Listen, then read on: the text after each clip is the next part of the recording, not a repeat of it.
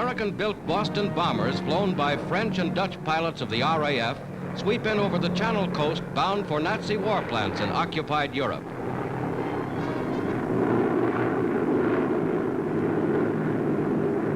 Dramatic films of devastating low-level attacks upon the enemy's war industries. Aerial prelude to the coming Allied invasion by land.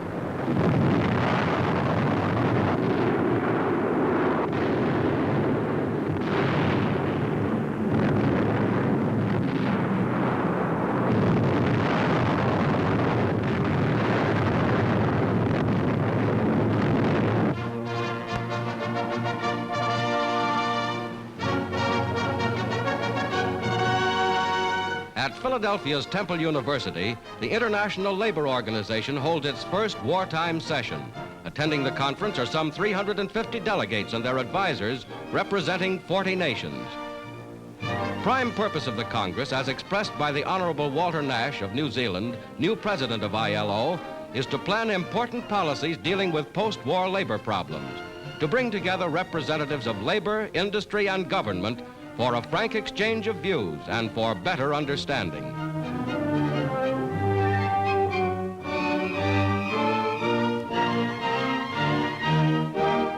Interpreters translate the proceedings into every language. Chinese delegates present listen in through earphones. World labor making a genuine effort to do its part to ensure the economic future of free people in a free world.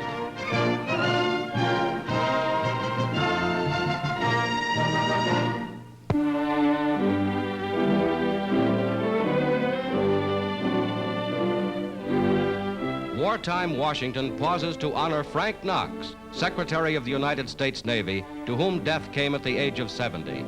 Behind the flag-draped caisson march contingents from every branch of the armed forces.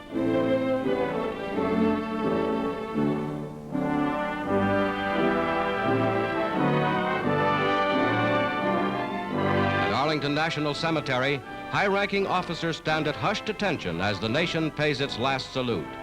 Impressive tribute to the man who helped build the United States Navy to its greatest strength in world history.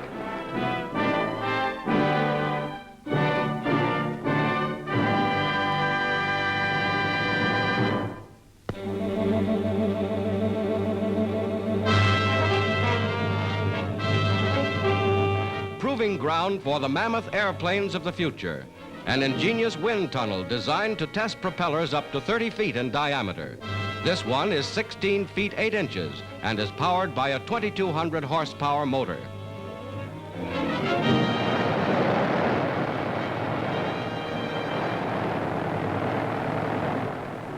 Man-made gales giving equipment the same grueling workout under conditions similar to those encountered in actual flight. Porous stones for soundproofing. Inside the control room, operators and engineers watch closely as the blades are subjected to a pulling force of 97 tons. Endurance tests cover hundreds of hours.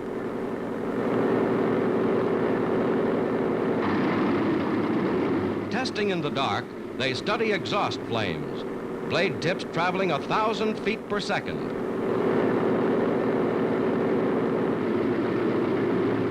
A tunnel capable of whipping up all the violence of a hurricane, proving ground for the sky giants of tomorrow.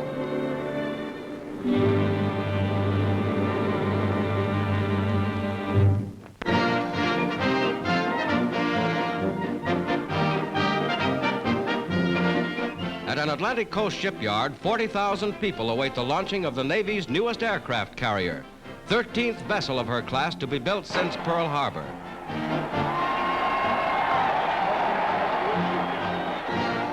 Christened the Bonhomme Richard, the namesake of one of America's oldest and greatest fighting ships slides down the ways.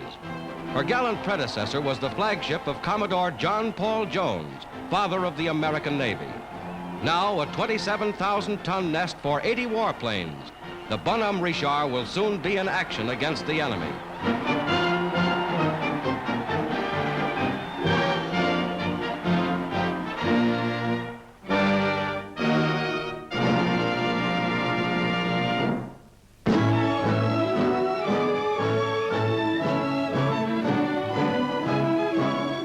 General Douglas MacArthur and Admiral Chester Nimitz, having now achieved the first large-scale merging of their forces in the Central and South Pacific, focus their attention on Bougainville in the Solomon Islands.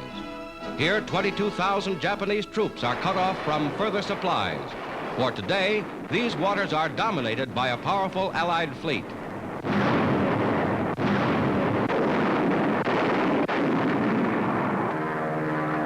Coming in over Bougainville's Empress Augusta Bay, low-flying U.S. planes blast enemy positions. Bombs landing on Japs entrenched within a few yards of American forces occupying the beachhead.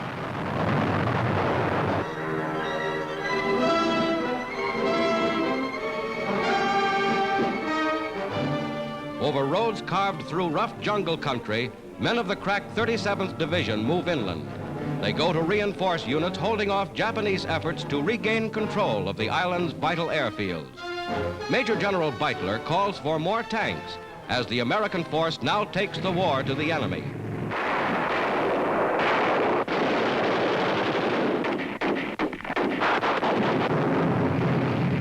Fighting against terrific natural obstacles, the Yankees have succeeded in getting their heavy equipment into action.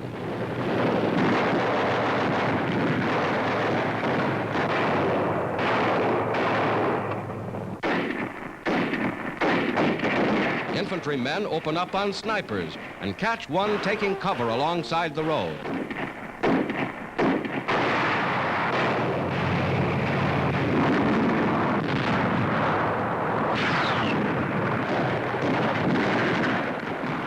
Hand grenades thrown by men who have thrown baseballs all their lives wipe out pillboxes. Some have to be scorched out with live flame.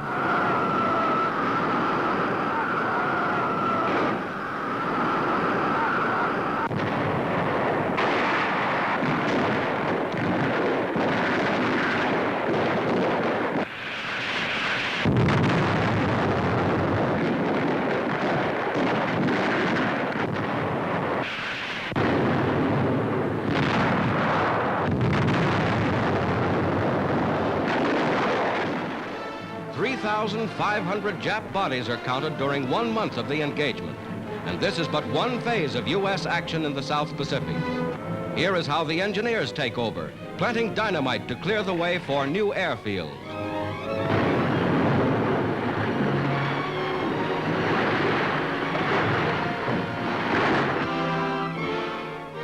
Native coral surfaces the landing strips. American machinery establishing another air base from which the forces of the United Nations are striking back at the Japanese in the South Pacific.